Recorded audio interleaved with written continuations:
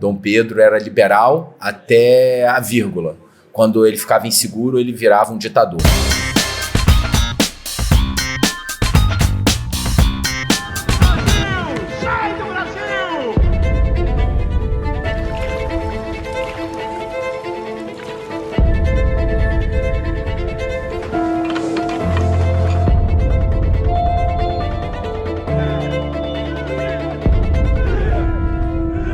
A figura do Dom Pedro, ela já foi representada muitas vezes na tela, mas eu acho que não com esse viés mais íntimo, assim, né? Mais dentro da mente dele. Então eu queria saber como é que você foi buscar essas referências, em que lugares você foi encontrar um jeito de encontrar esse personagem. Eu li bastante, né? E cada livro tem um ponto de vista sobre a história de Dom Pedro. E eu acho que o nosso filme convida o espectador a conhecer o ser humano e não o herói. A gente apresenta um Dom Pedro em dúvida, a gente apresenta um Dom Pedro sensível, a gente fala sobre o machismo, a masculinidade tóxica, fala sobre racismo estrutural, sobre a importância do feminino na vida dele. A gente reimagina como foi esse passo a passo e a influência dessas mulheres, não só a Leopoldina, que ocupa um lugar que deixa um vazio muito grande quando vai embora. A forma como eu construí o personagem era de que ela, junto com José Bonifácio, eram as pessoas que realmente comandavam o Brasil. Dom Pedro era liberal até a vírgula.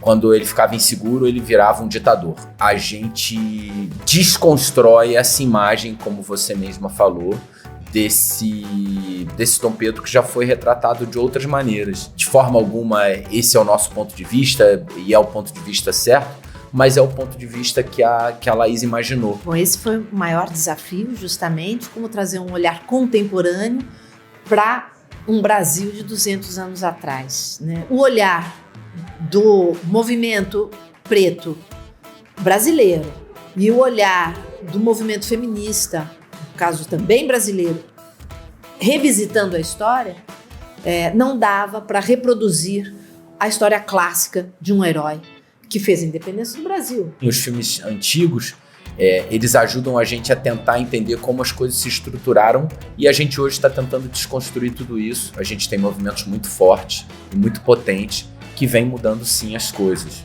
Tiraram a nossa roupa e diziam para não olharmos para trás.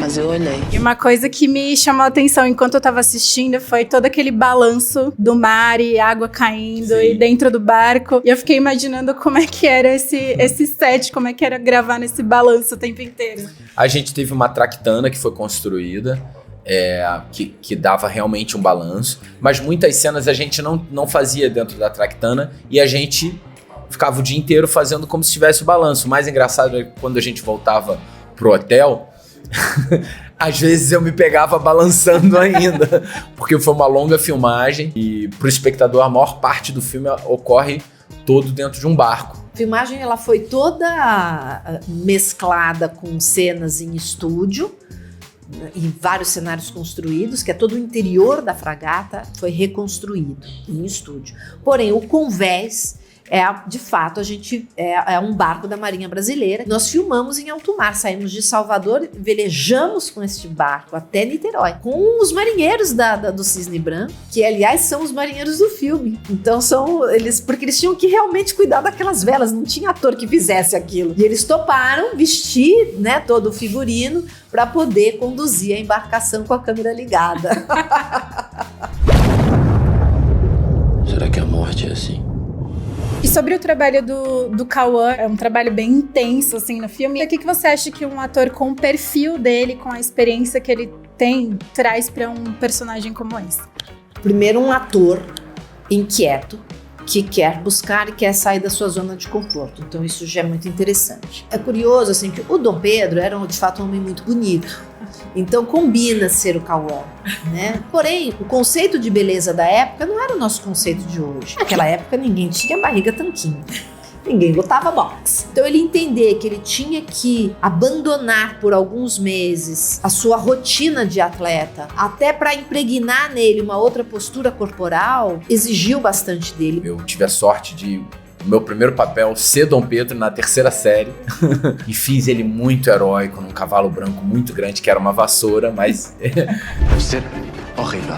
Não ser querido na terra onde se nasceu, nem ser querido na terra onde se escolheu viver. Queria falar um pouco sobre o visual do filme, porque eu acho ele tem muitos momentos bem sombrios, assim, tem uma coisa de um terror até, parece, né? E aí eu queria entender como é que esse clima do filme, ele se conecta com a mente do Dom Pedro nessa história. O Dom Pedro, de fato, não é comprovado que ele tinha sífilis, mas provavelmente ele tinha todas as características de uma pessoa com sífilis, e uma das características da sífilis é a loucura. Esses são os delírios, porque o Dom Pedro tinha delírios. No final da vida dele, depois que a Leopoldina morreu, ele ouvia vozes dela, ele falava com ela, achava que ela estava ali. Então isso eu não inventei, isso aconteceu, eu só coloquei dentro do barco. Ele tinha epilepsia, também isso não é inventado. Ele estava broxa, coisa que para ele era inadmissível, porque a virilidade para ele era uma questão mesmo de honra e de poder. Isso nada foi inventado. Te vejo no inferno.